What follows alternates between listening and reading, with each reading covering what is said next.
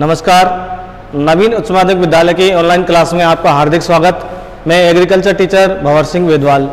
तो हम खरपतवार के बारे में पढ़ रहे थे। पिछले हमने इसमें 3 वीडियो बना चुके हैं खरपतवार संबंधी, जिसके अंतर्गत खरपतवार का वर्गीकरण, खरपतवार की विशेषताएं, इसके लाभ और हानि पढ़ चुके हैं। तो आज हम जो पढ़ेंगे, जो मुख्य टॉपिक रहेगा हमारा खरपतवार नियंत्रण। तो इससे पहले देखते हैं कि प्रमुख खरपतवार कौन कौन सी है, यानी कि रबी की फसलों में उगने वाली खरपतवार और खरीफ की फसलों में उगने वाली खरपतवार कौन कौन सी है। तो देखिए, खरीफ की फसलों के प्रमुख खरपतवार, यानी खरीफ की फसलों में जो उगने वाली खरपतवार है, सबसे पहले धान। तो धान के अंतर्गत सांवा या सांबा, कोदो, जंगली धान और सफेद मुर्म, ये है धान की फसलों में उगने वाली खरपतवार। तो प्रिय विद्यार्थियों, आप पेन और कॉपी साथ में लेकर बैठे और साथ में नोट्स तैयार करते रहे। इसके बाद में मक्का की फसलों के अंतर्गत उगने वाली खरपतवार है कुंबा, हजार दाना, हुल, जंगली चौलाई, दूधी और मोथा। ये मक्का की फसलों में उगने वाली खरपतवार। अब ज्वार और बाजरा के अंतर्गत लगभग समान खरपतवार उगती है। एक तो गुंबा, हजार दाना, चौलाई, दूधी, मोथा और बरू एक घास होती है। और सोयाबीन, मूंग और उड़द के अंतर्गत मकोए, जंगली चौलाई, जंगली जूट, सफेद मुर्म, हजार दाना और हुल। ये है सोयाबीन की खरपतवार। अब है कपास के अंतर्गत सांभा, कोदो, दो घास और मोथा। तो ये थी खरीफ की फसलों में उगने वाली प्रमुख खरपतवार। अब आती है रबी की फसलों के प्रमुख खरपतवार। तो रबी की फसलों के साथ में जो उगने वाली खरपतवार है, गेहूं और जौ के अंतर्गत प्याजी, जंगली जई, बथुआ, कश्नील, चटरी, हिरणमुखी, सोया, सेजी, मोथा, दू और वंकी। तो इसके अलावा गेहूंसा भी उगता है। ये गेहूं के साथ में गेहूंसा भी उगता है। और चना, मटर और मसूर, इसमें प्याजी, जंगली जई, हिरणमुखी, सोया, मोथा, दू घास और बथुआ। इसके बाद में बरसीम खुद एक घास होती है। इसके अंदर कासनी, दूब, मोथा और कश्नील। इसके बाद में तंबाकू में और वेंकी, मोथा, दू घास, हिरणमुखी और सेजी। इसके अलावा गन्ना के अंतर्गत है, क्योंकि गन्ने की फसल 3-4 साल तक रहती है। तो रबी और खरीफ की फसलों के अंतर्गत उगने वाली जो प्रमुख खरपतवार है, वो इसके अंतर्गत उगती है। तो ये थी खरीफ की और रबी की फसलों के अंतर्गत उगने वाली प्रमुख खरपतवार। अब खरपतवार का नियंत्रण कैसे किया जाए, यानी फसलों के अंतर्गत जो खरपतवार उगती है, यानी फसल के उत्पादन को जो कम कर देती है, तो इसका नियंत्रण किस प्रकार से किया जाए। तो देखिए, खरपतवार नियंत्रण सिद्धांत।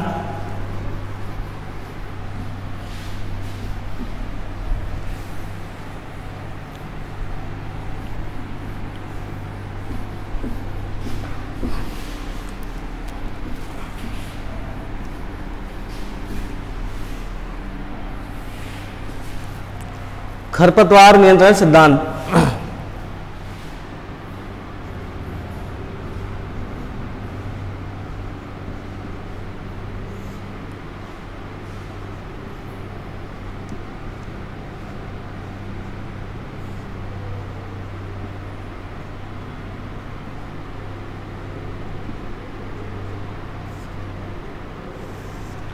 तो सबसे पहले खरपतवार की प्रकृति।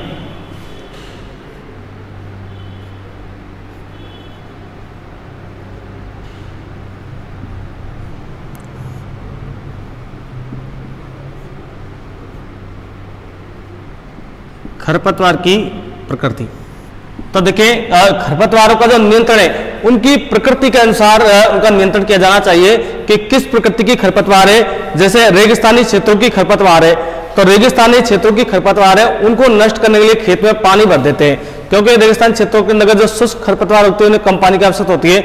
और अगर उसको खेत में ज्यादा पानी भर देंगे तो वो गलकर वैसे नष्ट हो जाएगी। और यदि जलमग्न भूमियों की खरपतवार है, यानी कि ऐसे क्षेत्र जब पानी भरा रहता है, तो उन क्षेत्रों का खरपतवार उगती है, तो उसको खेत को कुछ समय के लिए खुला छोड़ देते, सूखा छोड़ देते, तो सूखा छोड़ने से खरपतवार नष्ट हो जाती है। तो देखिए, रेगिस्तानी क्षेत्रों की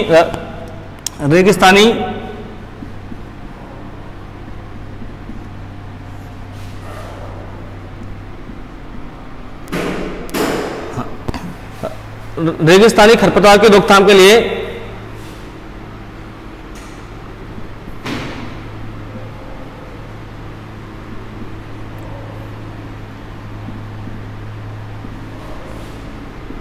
खेत में पानी भरकर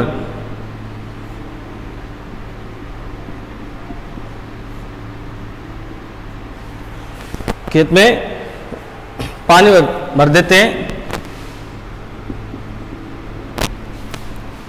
तो वह नष्ट हो जाती है।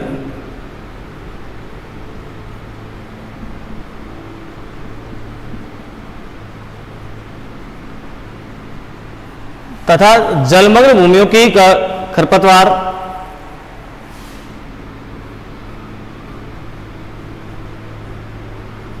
जलमग्न भूमियों की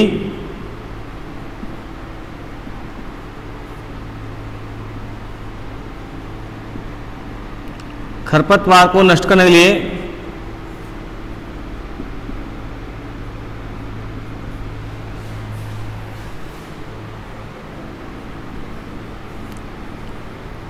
खेत को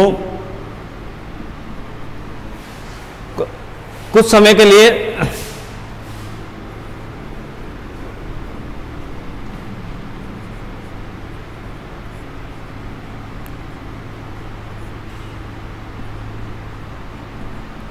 सूखा छोड़ देते हैं।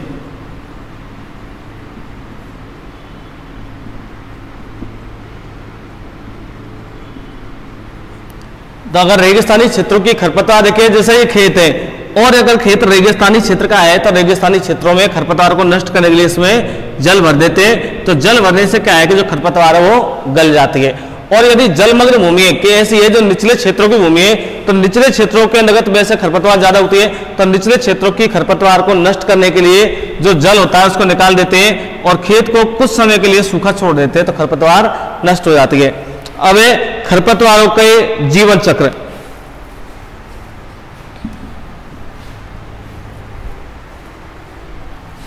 दूसरी है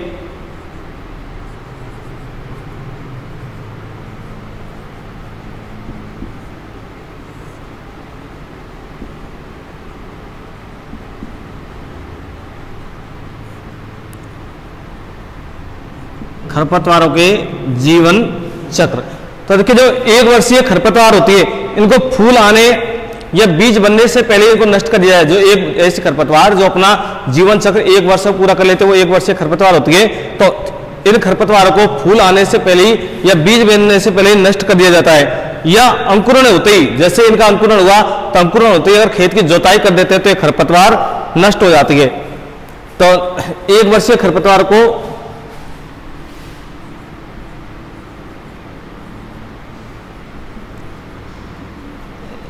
एक वर्षीय खरपतवारों को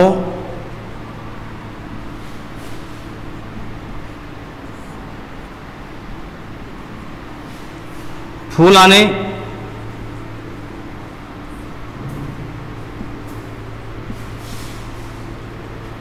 या बीज बनने से पहले ही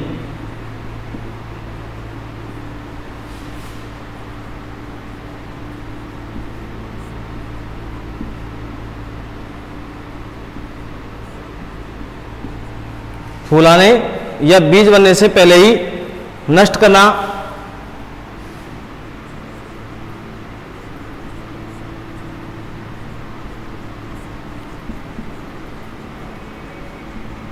रोकथाम में सहायक होता है।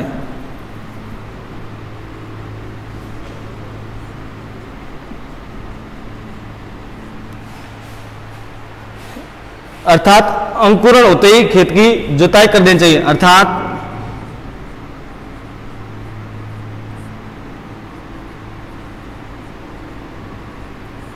अंकुरण होते ही खेत की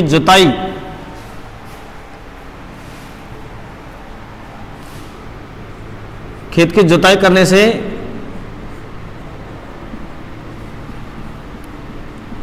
भूमि में जड़ें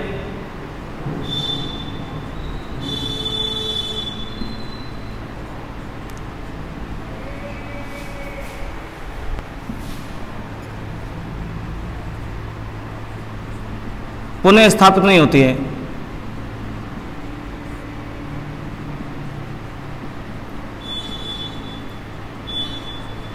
तो देखिए जो खरपतवार को जीवन चक्र के आधार पर, जीवन चक्र यानी कुछ जीवन चक्र के आधार पर आपने खरपतवार पढ़ी थी, 1 वर्षीय, द्विवर्षीय, बहुवर्षीय। तो जो 1 वर्षीय खरपतवार है, तो 1 वर्षीय खरपतवार को फूल आने से या बीज बनने से पहले अगर को नष्ट कर दिया जाए तो खरपतवार की रोकथाम में सहायक होती है। यानी जैसे इनका खरपतवारों का अंकुरण होता है, तो अंकुरण होते ही खेत की अगर जुताई कर देते हैं, तो जुताई करने से क्या है कि जो जड़ है वो नष्ट हो जाती है और जड़ पुनः नहीं हो पाती है। अब है सुषुप्तता का ज्ञान। अगली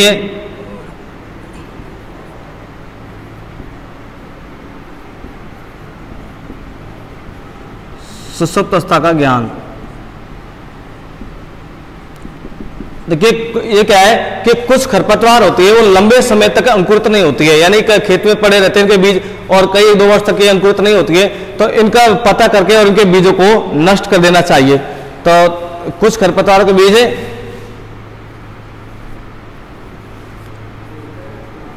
कुछ खरपतवारों के बीज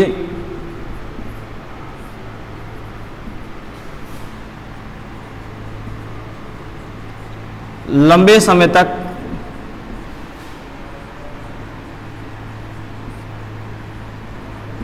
अंकुरित नहीं होते हैं।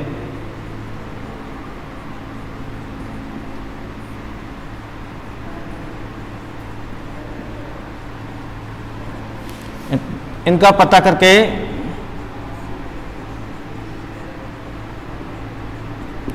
नष्ट कर देना चाहिए।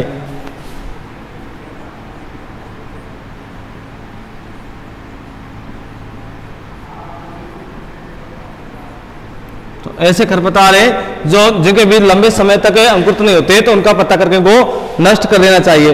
अब एक खरपतवारों की सहनशीलता।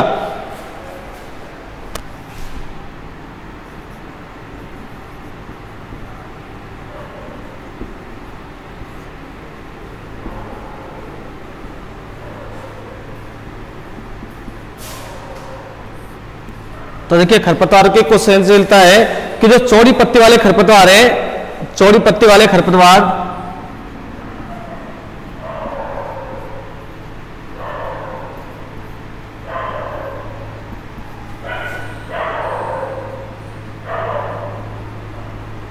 टू,4-D के प्रयोग से नष्ट हो जाते हैं।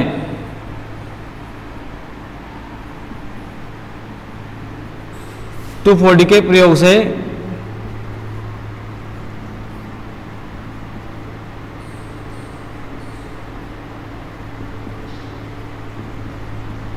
नष्ट हो जाते हैं। लेकिन जो सक्रिय पत्ती वाले खरपतवार हैं,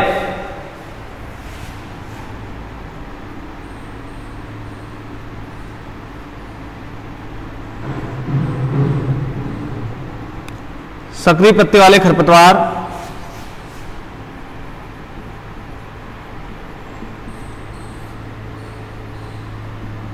नष्ट नहीं होते। इसलिए जो दलहन है या तिलहन, जो चौड़ी पत्ती वाले खरपतवार है, तो इनमें इसका प्रयोग नहीं किया जा सकता। जो शाकनाशी रसायन है इनका प्रयोग इसमें दलहनी या तिलहनी फसलों के अंतर्गत नहीं किया जा सकता। तो जो चौड़ी पत्ती वाले खरपतवार है वो 2,4-D के प्रयोग से नष्ट हो जाते हैं, लेकिन सक्रिय पत्ती वाले जो खरपतवार है इनसे नष्ट नहीं हो पाते हैं। तो इसके बाद में जनन विधियां।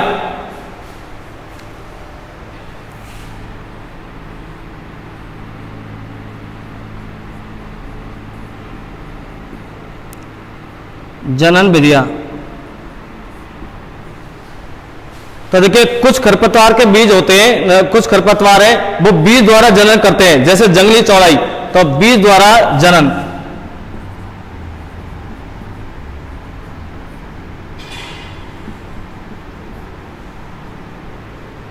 तो ऐसे कौन कौन से खरपतवार है कि जो बीज द्वारा जनन करते हैं, कि जैसे इसमें जंगली चौलाई,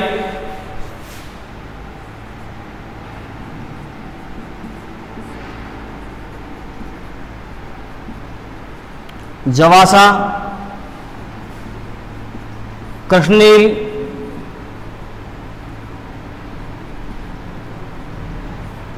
जंगली चौलाई, जवासा, कृष्णनील, सत्यानाशी, प्याजी।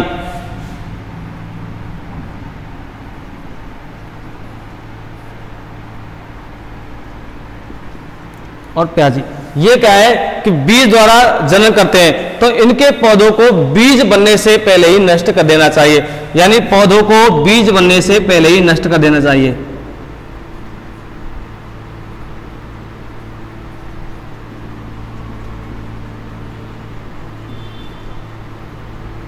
इनके पौधों को बीज बनने से पहले ही नष्ट कर देना चाहिए। और इसके अलावा जो कुछ खरपतवार है वो वानस्पतिक भागों द्वारा कुछ खरपतवार है जो वानस्पतिक भागों द्वारा करते हैं।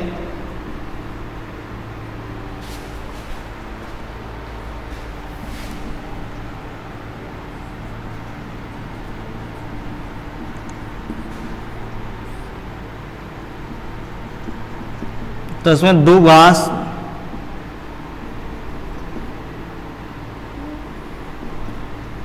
और मोथा, तो इनकी रोकथाम के लिए खेत की जुताई करके खुला छोड़ देना चाहिए। तो देखिए ये थे खरपतवार नियंत्रण के सिद्धांत। सबसे पहले खरपतवार की प्रकृति, तो खरपतवार की प्रकृति में रेगिस्तानी क्षेत्रों की जो खरपतवार होती है उनकी रोकथाम के लिए खेत में पानी भर देते हैं और पानी भरने से जो खरपतवार है वो गलकर नष्ट हो जाती है। जबकि जलमग्न भूमियों की जो खरपतवार है उनको नष्ट करने के लिए खेत को कुछ समय के लिए खुला छोड़ देते हैं, सूखा छोड़ देते हैं। इसके अलावा खरपतवारों के जीवन चक्र के आधार पर तो एक वर्ष से जो खरपतवार होती है, एक वर्ष से खरपतवारों को फूल बनने से या बीज बनने से पहले उनको नष्ट कर देते हैं, तो खरपतवार नियंत्रण में सहायक होती है।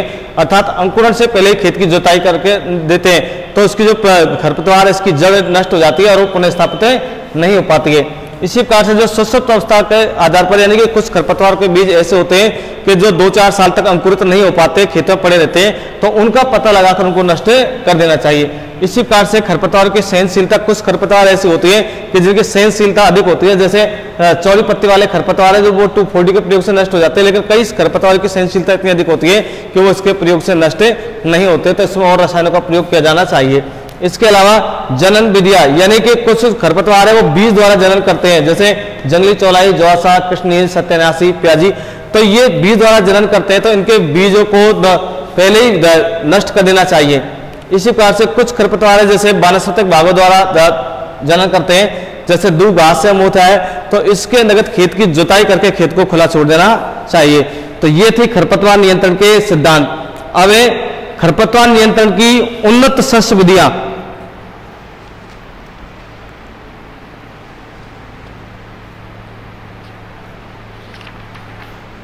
खरपतवार नियंत्रण की उन्नत शस्त्र विधियां।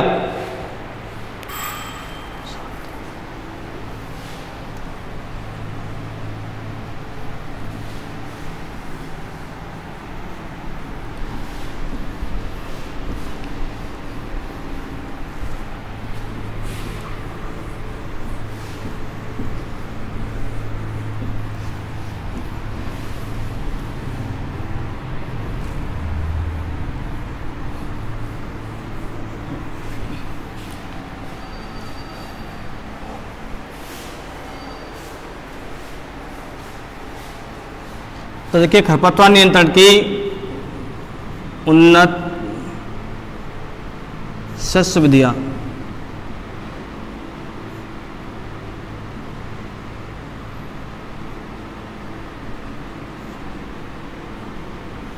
तो खरपतवार नियंत्रण की उन्नत शस्त्र विधियां ये कौन कौन सी विधि है? एक तो जातीय उपयुक्तता,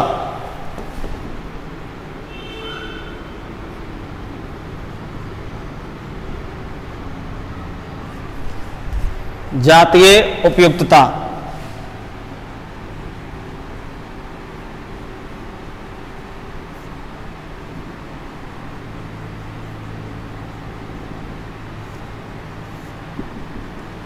जातीय उपयुक्तता ये क्या होती है?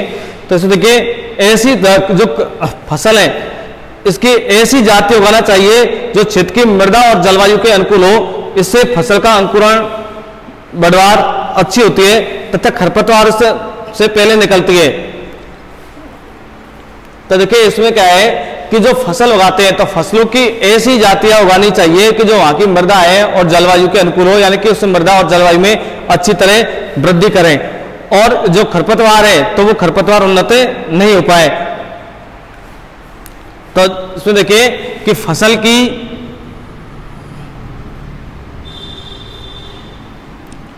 ऐसी किस्म होनी चाहिए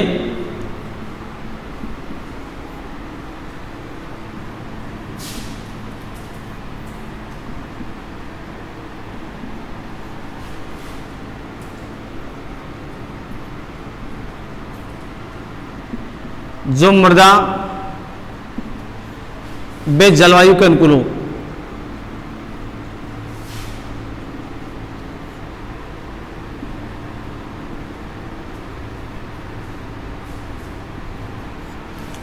तो इसमें क्या होता है कि यदि जो फसल होती है तो ऐसी फसल उगाई जाए कि जो मृदा और जलवायु के अनुकूल हो, तो उसमें फसल की वृद्धि अच्छी होती है। और इसके अंतर्गत जो खरपतवार होती है वो वृद्धि नहीं कर पाती है, यानी खरपतवार के निकलने से पहले ही फसल तैयार हो जाती है।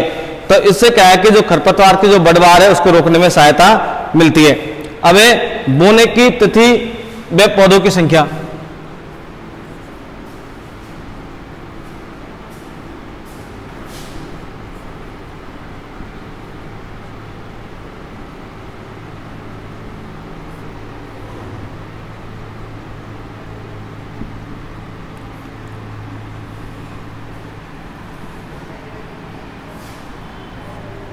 बोने की तिथि व पौधों की संख्या।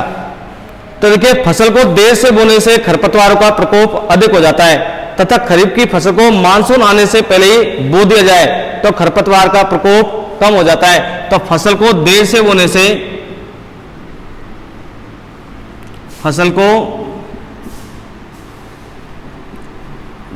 बोने से खरपतवारों का प्रकोप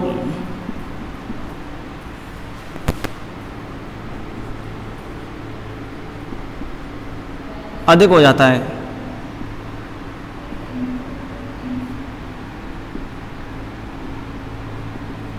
इसलिए जो खरीफ की फसल आते हैं, खरीफ की फसलों को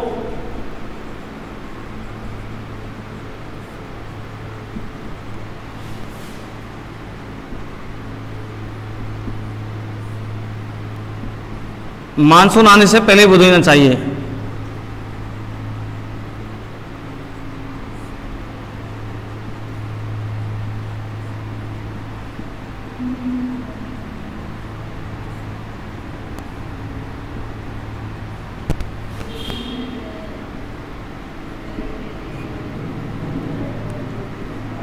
जो खरीफ की फसल है इन्हें मानसून आने से पहले ही बो देना चाहिए।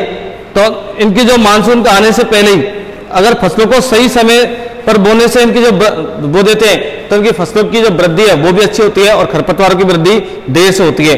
तो इसलिए जो फसल है इसको देर से बोने से खरपतवारों का प्रकोप अधिक हो जाता है। तो इसलिए जल्दी बो जाना चाहिए। खरीफ की फसलों को मानसून आने से पहले ही बो देना चाहिए। अब कटाई व चराई। कटाई में चराई।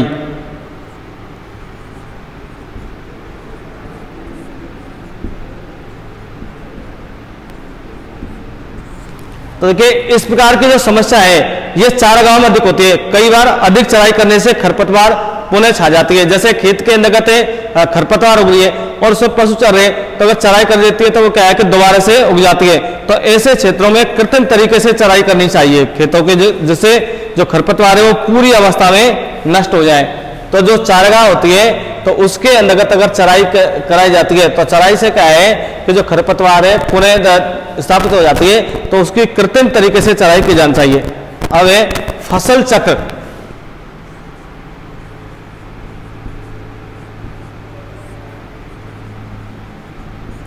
फसल चक्र।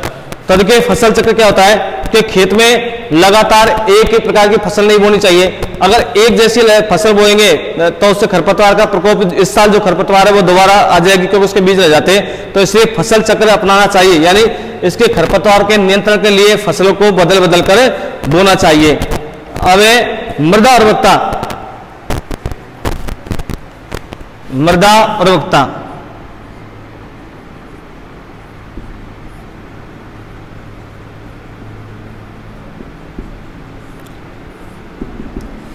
तो देखिए, जो उर्वरक मृदा होती है उसके अंतर्गत जो खरपतवार है और फसल है दोनों तेजी से वृद्धि करते हैं। तो यदि खरपतवार को एक बार में नष्ट कर दी जाए तो फसल के लिए उपयुक्त मात्रा में पोषण मिल जाता है।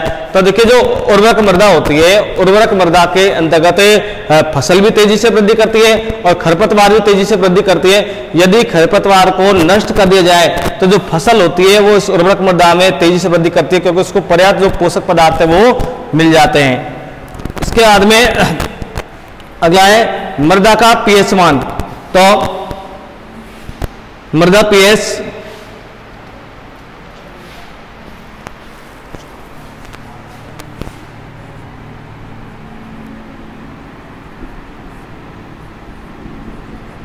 तो मृदा का जो पीएच मान है, देखिए कुछ खरपतवार है तो वो क्या है कि अम्लीय मृदा में वृद्धि करती है, कुछ क्षारीय मृदा में उगती है। तो ऐसी मृदा में बुआई के समय भुजे चूने का प्रयोग, तो देखिए कुछ खरपतवार हैं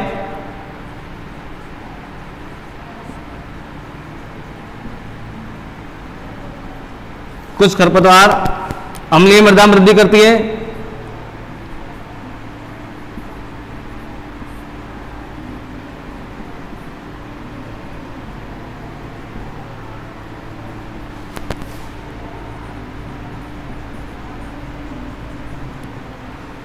कुछ क्षारीय मृदा में वृद्धि करती है।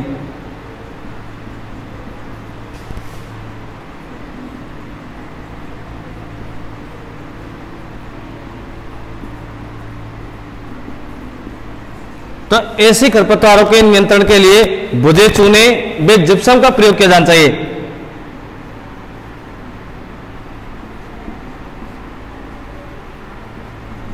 भुजे चूने व जिप्सम का प्रयोग किया जाना चाहिए।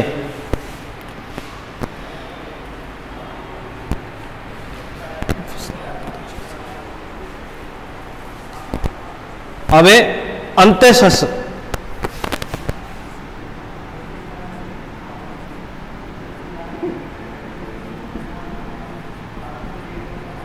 अंत्यशस्त्र तो क्या है कि जिन फसलों में जो कतार से कतार की दूरी अधिक होती है तथा आरंभिक बढ़वार भी धीरे होती है, ऐसे खेतों में खरपतवार तीव्रता से बढ़ती है। यानी कि जैसे अपने जो अलग कतारों में वो रखी है फसल, ये कतार है, तो इनमें कतार से जो कतार की दूरी अधिक होती है, गैप अधिक होता है, तो उसके अंदर जो खरपतवार है वो तेजी से वृद्धि करती है। तो ऐसी परिस्थितियों में कतारों के बीच तेजी से बढ़ने वाली वे कम समय में पकने वाली फसल बोनी चाहिए। यानी कि तेजी से बढ़ने वाली और कम समय में पकने वाली फसल बोनी चाहिए। तो ये थी खरपतवार नियंत्रण की उन्नत एवं शस्त्र विधियां।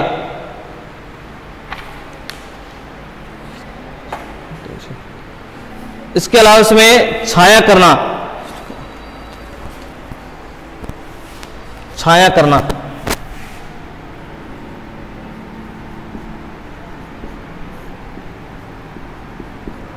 देखिए छाया करने से कैसे खरपतवार नष्ट होती है कि जो कुछ खरपतवार होती है वो अंकुरण, कुछ फसलें अंकुरण के तुरंत बाद तेजी से वृद्धि करती है, जिससे कतारों के बीच की जगह भर जाती है और वह खरपतवार नहीं निकल पाती है। तो देखिए जैसे कुछ फसल होती है तो कुछ फसल क्या है कि तेजी से वृद्धि करती है, तेजी से वृद्धि करती है तो ऊपर सघन क्षेत्र हो जाता है और नीचे से जो खरपतवार होती है उनकी वृद्धि करने के लिए उनको मौका नहीं मिल पाता है, तो इससे खरपतवार वृद्धि नहीं कर पाती, क्योंकि उनको जो प्रकाश नहीं मिल पाएगा, प्रकाश नहीं मिल पाएगा तो वो खरपतवार वो दुर्बल हो जाती है। तो देखिए अभी खरपतवार नियंत्रण की उन्नत एवं शस्त्र विधि थी जातीय उपयुक्तता। तो जातीय उपयुक्तता क्या थी कि फसल की ऐसी किस्म होनी चाहिए कि जो मृदा व जलवायु के अनुकूल होनी चाहिए। और इसके अलावा बोने की तिथि व पौधों की संख्या, तो फसल को जो देर से बोने वाली खरपतवार का प्रकोप अधिक हो जाता है। अगर देर से बोते हैं तो जो खरपतवार का प्रकोप है वो अधिक हो जाता है, इसलिए खरीफ की फसलों को मानसून आने से पहले ही बो दे देना चाहिए। तो इस प्रकार से ये क्या है कि जो खरपतवार नियंत्रण की विधियां थी जातीय उपयुक्तता, बोने की तिथि, पौधों की संख्या, कटाई व चराई, फसल चक्र, मृदा उर्वरकता, मृदा पीएच मान, अंतर शस्त्र विधि और छाया करना। तो आपको ये समझ आया होगा। धन्यवाद।